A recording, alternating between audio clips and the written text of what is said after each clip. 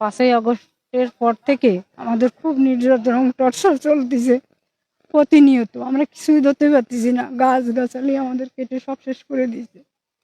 এমনকি মাঝে মধ্যেই ওই ঘর থেকে বেরিয়ে দেওয়ার হুমকি দিচ্ছে, তালা দিয়ে দেবে, এই সমস্ত হুমকির ভয় দিচ্ছে। 2টো ছেলের সরকারি চাকরি আছে, তাকে আমরা মিথ্যা জালে মিথ্যা কেসে ফাঁসায় দেবো। বিভিন্ন রকম হুমকির মাধ্যমে আমরা ভয় ভীতির প্রতিনিয়তই দিন কাটাচ্ছি।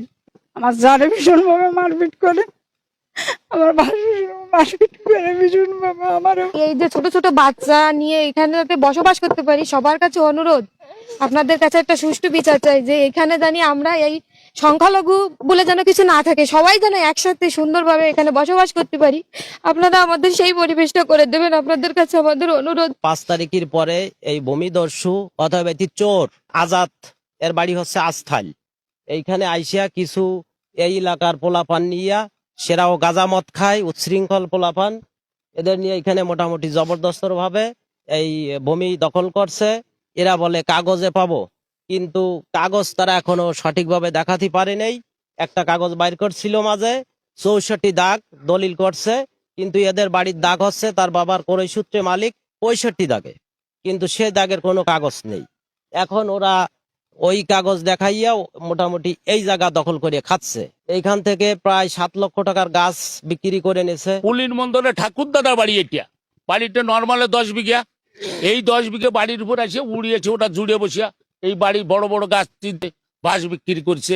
এখনো সেই বাড়ি লুটে পুটে খাচ্ছে। পুকুরের মাছ, ঘেরের মাছ, মোটামুটি যেখানে যা আছে সব তারা আধিপত্য বিস্তার করতেছে।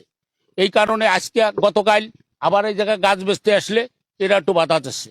বাধা দিতে গেলে তার এই পঙ্কজ বিশেষে গাছের সাথে বাঁধিয়ে থেকে তার স্ত্রী মারিয়ে, তার স্ত্রী এখন হসপিটালে চিকিৎসা অধীনে আছে।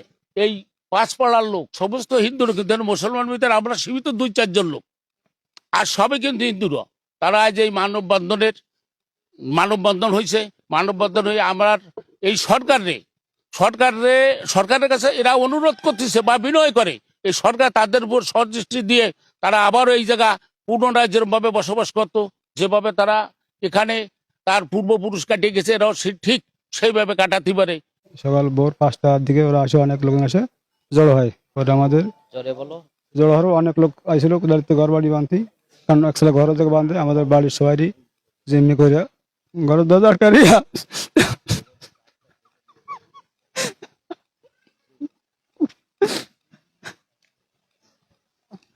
এখন আশা করে আমাদের ঘর থেকে কেউ বাড়ি নেই, ওরা ঘর বাড়ি বাঁধিছে। সকালে আসে আমাকে এলাকা ডাকিয়ে আসে, আর একটা সালিশি করছিল, কোনো কথা ওরা ফয়সলা আসেন নাই। এই পর্যন্ত ওরা হচ্ছে বিভিন্ন কেস কারণ ওরা ডেলি মারামারি করে, গাছপালা কাটে, বিভিন্ন হয়রানি হচ্ছে নিয়ে এবারে 12 মাসি হয়রানি শিকার হচ্ছে।